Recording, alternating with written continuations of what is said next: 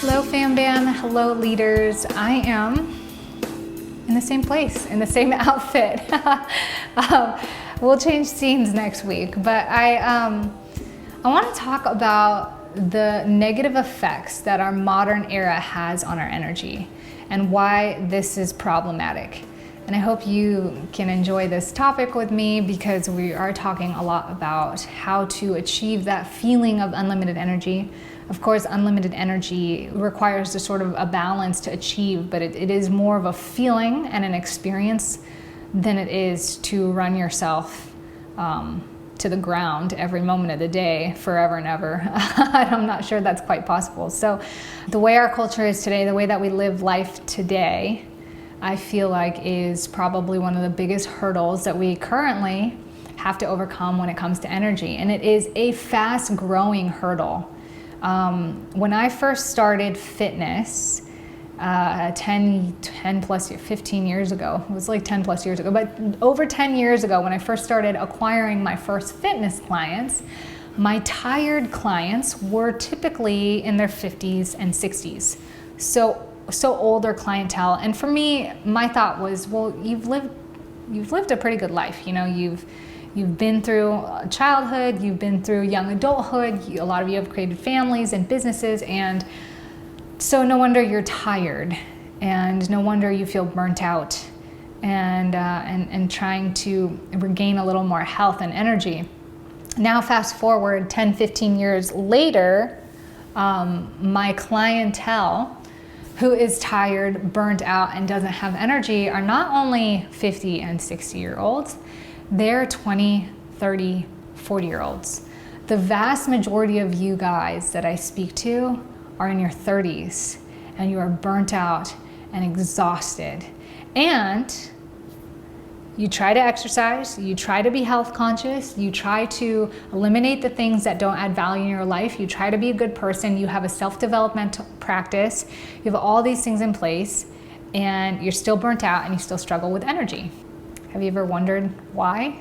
Yeah, I was in the same boat for a long time, and I really think the problem exists in this modern day and age, in this era. So you've heard me reference a lot of this before, and before I get into that, if you feel like this is you, if I just described you, or you're like, oh my God, yes, me, like I relate, let me know in the comments below. Say me, just so that I know I'm talking to you, and just so that other people can see that they are not alone in this as well. I think as 20 and 30-year-olds, we hear this like hustle, hustle, do more.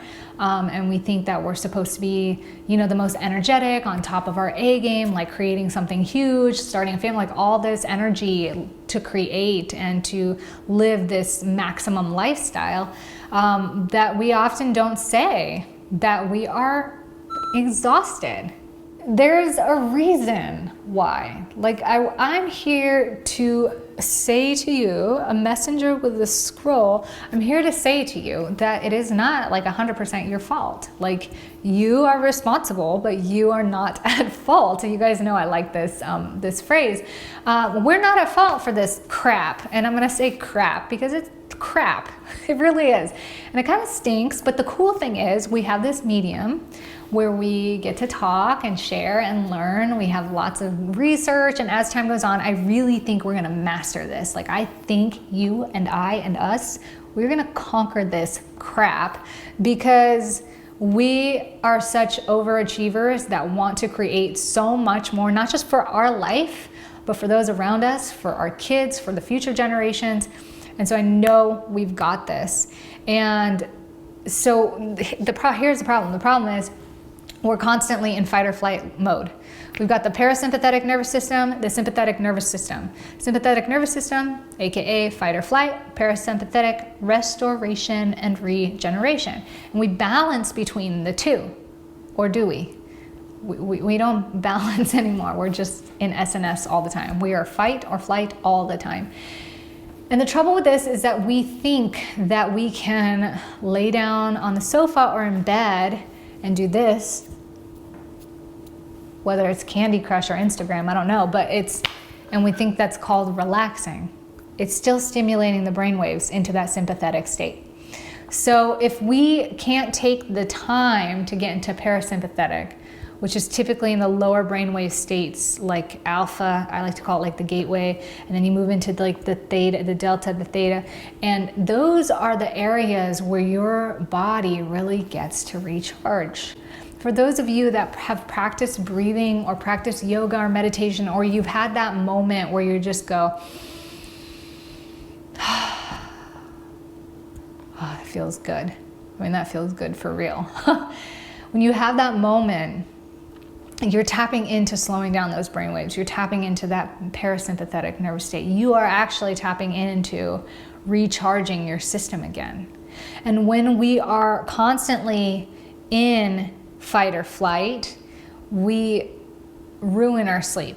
We start to reduce the quality of our sleep and reduce the quality of our being as we go out through the day. And we're supposed to tap back into the parasympathetic nervous system in and out, right? Like when we used to walk barefoot and just like hear the birds chirping and watch the trees, like that was very parasympathetic. And then even back in tribal days, when we used to sit down and weave our baskets, or like, you know, shuck the corn, or like whatever kind of monotonous, redundant sort of motion that they did, that motion created a sort of meditative movement. A lot of cultures, ancient and tribal, have seances. I mean, what do you call them? Like rituals in which there's song and dance and this connectivity towards fellow tribes people or fellow community members, as well as earth or some sort of spirituality. And we are now so out of touch with spirituality, whatever that means to you. A lot of us are very out of touch with moving our body in a way that is just presently focused, or in a way that just flows.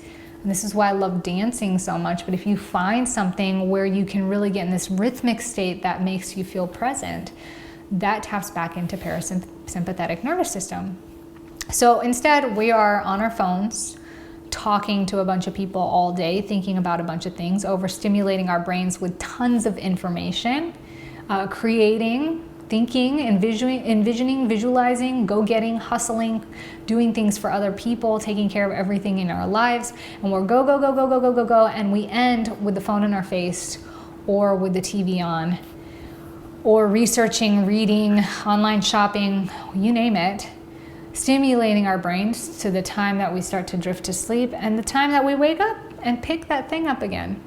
So this fight or flight state is a depletion of energy. It is a reduction, a constant drain of energy, which then flows into a poor sleep cycle or poor quality of sleep, which then flows into this addictive cycle or downward spiral, because you wake up not recharged, not re-energized. So what do you reach for? You reach for the coffee, the high sugar foods, the things that make you feel better, the things that distract you. For some people, it's like coffee in the morning, energy drink later, lots of sugar, loaded processed foods, high in fats with mix of high sugar throughout the day, fast foods that are processed so that we don't have to think about meal planning and prepping, and then, you know, going to bed with like a sleep pill or a painkiller at night just to start the process all over again. And we wake up wondering why, even though we're trying to eat semi-well or we're trying to get to the gym, I mean, because a lot of people, look, a lot of my clients, a lot of you guys that come to me and talk to me, you give me your meal plans, and the substitute options you have for good, clean foods are great. You guys really know how to substitute your food with better meal options. But what we're not doing is creating a macro and micro nutrient and dense and balanced meal plan that is actually going to support your system for energy. So that is contributing. And clean substitutes are really easy to find now. They're everywhere. They're in regular public stores or grocery stores. I'm saying Publix because we have a Publix here, but they're in regular grocery stores. Whereas like 15 years ago, it was so hard to find like organic grass-fed or non-GMO type stuff. Organic in general was tough to find. So it's so cool that you have those substitutes, but you do have to support this balance of regeneration and ease. So that addictive cycle, or that downward cycle of fight or flight, poor sleep, then poor choices, and it continues, and it equals zero restoration in our bodies. Like, we are literally getting and for as much energy that it takes us to be as creative and to do and to, live these lives like this, we need more restoration, and we're not getting that. So the key is to stimulate the parasympathetic nervous system. The key is to breathe, to relax, to sleep more. If you have trouble sleeping, getting to sleep, staying asleep, or getting back to sleep, you have insomnia. Insomnia doesn't just mean you have trouble sleeping, period. It's all these things.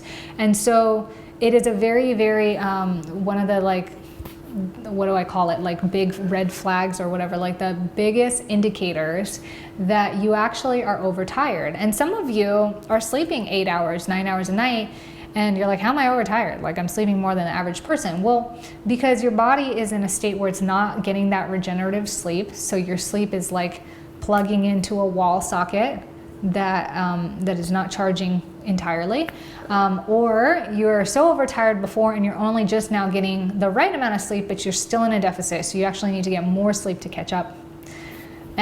Or you're very stressed and expending a lot of energy throughout the day, so you just generally require more sleep. So getting more sleep, breathing, taking time to get present, taking time to find some meditative movement, getting into your body, feeling into your body. It doesn't mean you have to exercise crazy.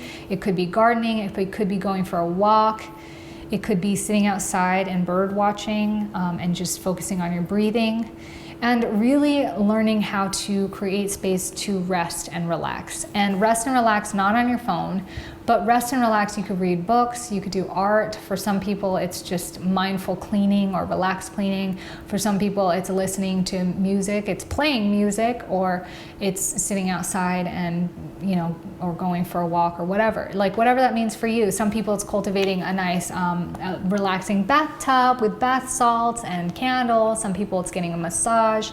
Whatever it means for you, to incorporate that on a daily basis, to learn how to tap in and out of that. And this is why I love yoga, because yoga gets that it literally gets all of it. You're breathing in yoga, you're doing that meditative movement in the body, you're present, you're not distracted by anything, you're really focused on what you're doing. And then when you get to the end where you shavasana, or you lay down on your mat at the very end, which pretty much every yoga class ends in, it's that relax and rest state. And for most of us, or a lot of us, we get there and we're just like,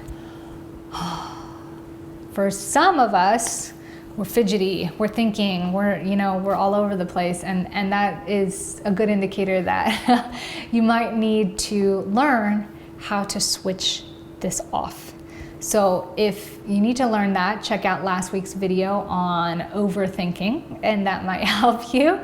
And hopefully this video helps you understand how to combat some of our modern era's hurdles, speed humps, challenges when it comes to acquiring unlimited energy, or at least more energy for that matter. If you have any thoughts, questions, or comments, stick it below. If you want to apply for a coaching consultation with me, I'd love to help you out and see what the next steps are for you to level up your energy and improve your energy. I'll stick that in the link below as well.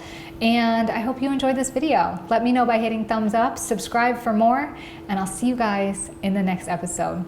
Ciao for now. Enjoy your week.